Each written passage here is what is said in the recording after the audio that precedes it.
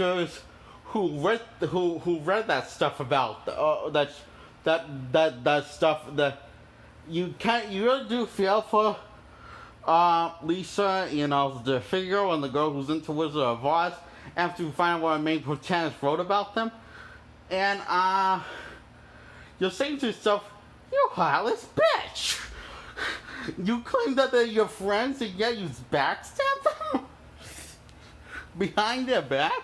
That seems kind of wrong, and it's like they said,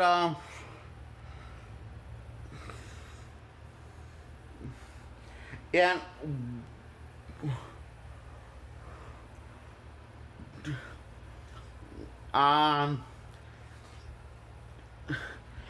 but you really feel Lisa's betrayed when when she started naming the cat Ruby, and you don't know what that means, but you found out there's a Leah saying. Unfortunately, there's a Leah saying that you see Lisa is a smoker, and she and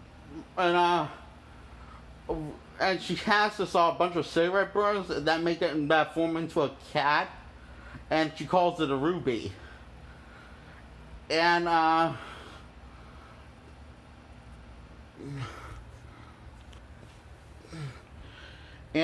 so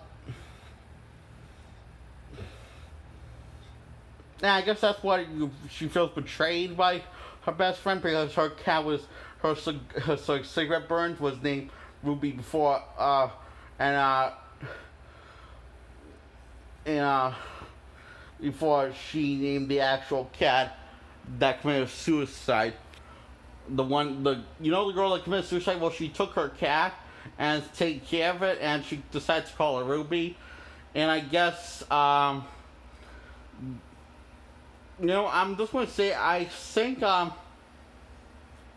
not sure if this was a bad thing to do or a good thing to do, that saying, but you feel like all those things that she wrote about her friends, including her best friend Lisa, feel like they were cold hard truths, and also really kind of mean and heartless how she wrote them. And all three of them start to turn on our main protagonist, and all three of them are her close friends, are her closest friends in the film. So her three closest friends in the film start to turn on her because they find out what she wrote about them. And you can see that she's a little embarrassed but you don't hate our main protagonist anyway. You're just disappointed by her.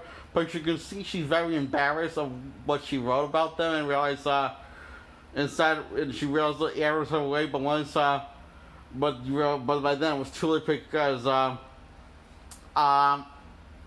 Lisa goes cold-hearted bitch on her because Lisa is asked by a main protagonist what she's doing, and she says, "I'm playing the villain, baby. That's what you wanted." And she points out all the things she did for her, and she still played the villain in her eyes, in our main protagonist's eyes. And then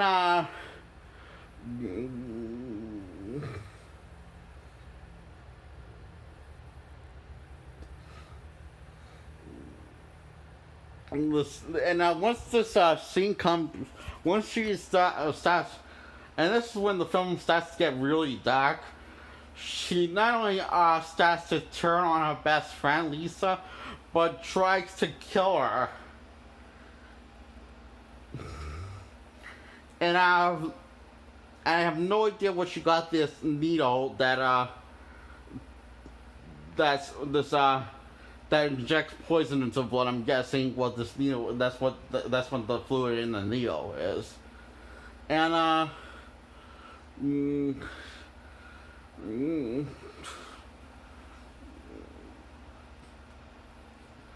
Lisa is saying that she's free, and something that is saying that she's free mentally, and that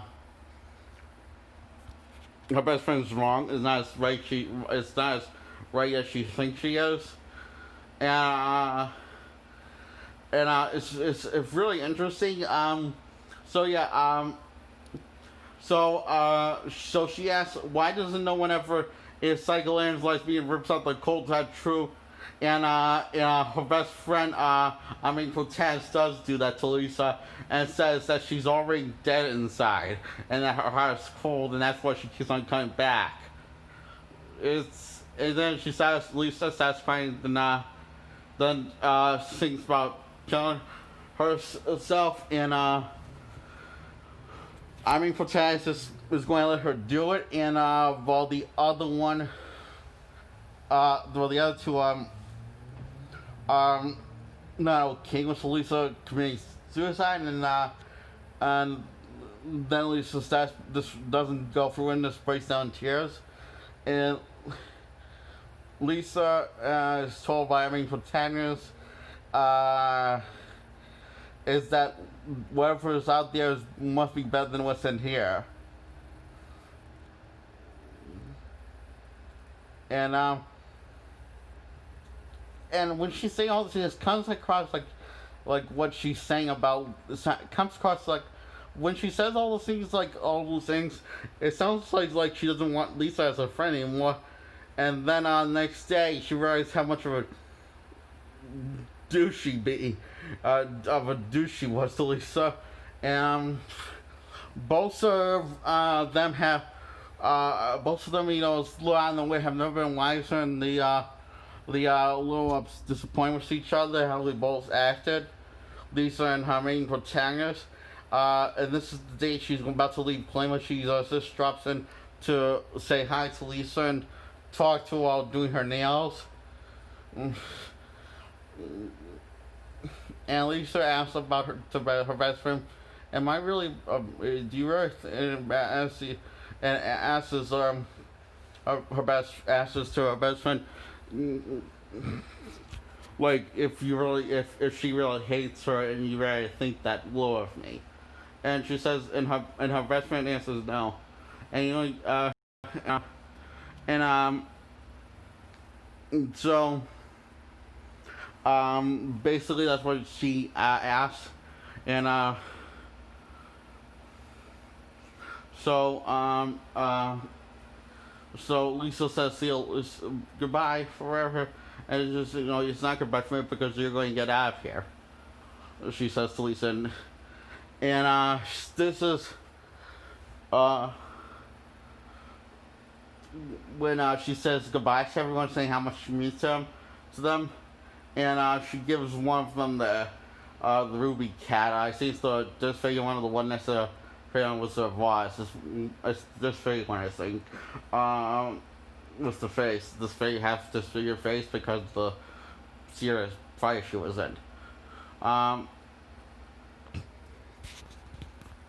it ends with this really upbeat narration, saying that by the time the late 90s happened, all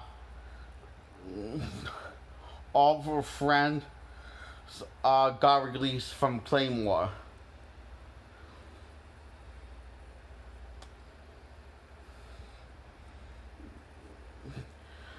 And this narration, she's talking to us, the audience, during this narration, while she's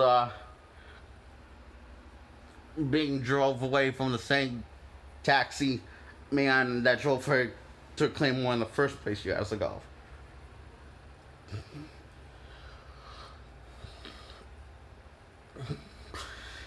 In my eyes, Girl Interrupted is a great film. What I really like is the pacing of this, and the number one two things I really there's there's three things I really like that stand out to me is